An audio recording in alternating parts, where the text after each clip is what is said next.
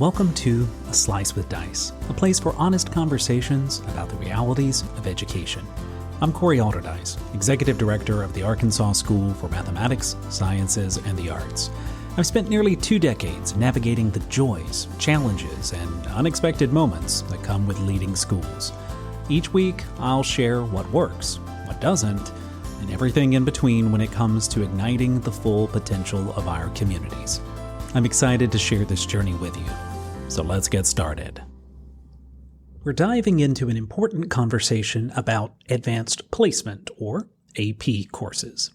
These classes offer students a chance to take college-level coursework in high school, opening doors to academic growth, college credit, and future success.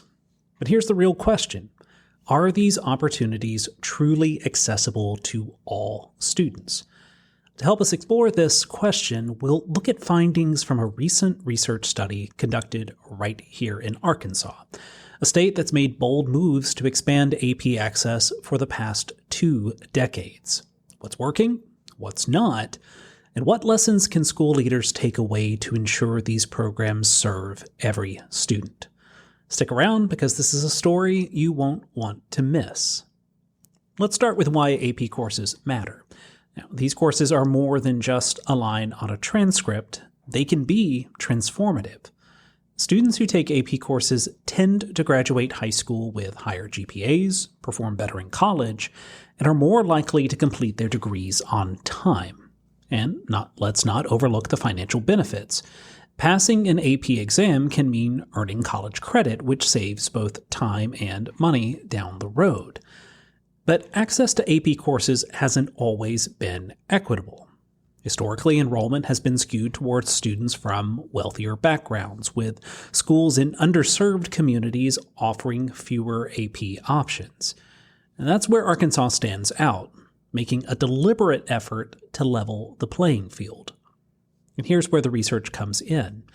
A recent study led by Andy Para-Martinez and colleagues published in the Journal of Advanced Academics analyzed the effects of Arkansas's universal AP access policy. Now, back in 2003, the state mandated that every high school offer at least one AP course in each core subject area: math, science, English, and social studies. By 2005, Arkansas took it a step further, covering the cost of AP exams for all students. These policies aim to remove the financial and logistical barriers that often keep students out of AP programs. The results?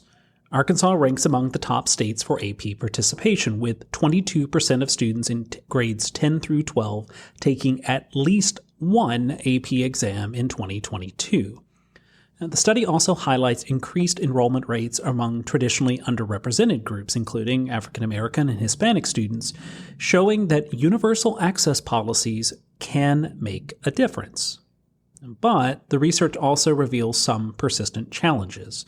For instance, while Arkansas has achieved broad AP access, significant disparities remain. Students in the free and reduced lunch program, English language learners, and those in special education programs are still underrepresented in AP enrollment. According to the study, free and reduced lunch students are 40% less likely to enroll in AP courses compared to their peers. Similarly, ELL and SPED students face significant barriers despite the statewide mandate. And even at the school level, compliance with the policy varies. Schools that fail to offer the required 4 AP courses see drastically lower enrollment rates. In these schools, students are 87% less likely to take an AP course. And that's a stark reminder that access on paper doesn't always translate to access in practice. And the study didn't just stop at enrollment, it also looked at outcomes. One key finding is that most students who enroll in AP courses in Arkansas complete them successfully. On average, students earn an 84% of the high school credit available in these courses, a testament to their commitment and the potential of the program.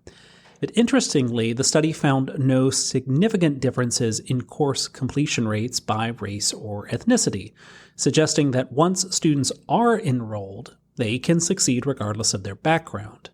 Now, one note here, the study, however, did not consider AP exam pass rates, which are generally required to earn the associated college credit. The research further highlights the outsized role of prior academic achievement in determining both enrollment and success. As students with higher standardized test scores in math and science are significantly more likely to take and excel in AP courses. This raises important questions about how schools can better support students who may not start with those advantages, but have the potential to thrive in rigorous academic settings. Now let's talk about why this matters for school leaders. The research makes it clear you have the power to bridge the gap between policy and practice. Universal access is a start, but real equity requires intentionality. Are your counselors actively identifying students who might excel in AP courses even if they don't fit the traditional mold? Are teachers receiving the training and resources needed to deliver high-quality instruction in these advanced classes? These are the kinds of critical questions that every school leader should be asking. Now, one of the study's more hopeful findings is that schools with higher levels of diversity, those with fewer white students and more students of color, are seeing greater AP enrollment. This suggests that when schools embrace equity-focused practices, they can make a meaningful impact. But there's still a long way to go, especially for students in low-income households and those with special needs. Arkansas's policies have shown what's possible. The state has made AP courses more accessible than ever, and the benefits are evident in the increased participation rates among historically underrepresented groups. But the study does remind us that there's no one-size-fits-all solution. Ensuring equity in AP programs means addressing systemic barriers, from resource disparities to implicit biases in course placement decisions. As a school leader, your role is pivotal. You're not just implementing policies, you're shaping the culture and practices that determine whether every student feels welcomed and supported in taking on the challenge of AP coursework. The research shows that when students have access to these opportunities, the outcomes can be life-changing. So let's bring it back to the big picture. Advanced placement isn't just about preparing students for college.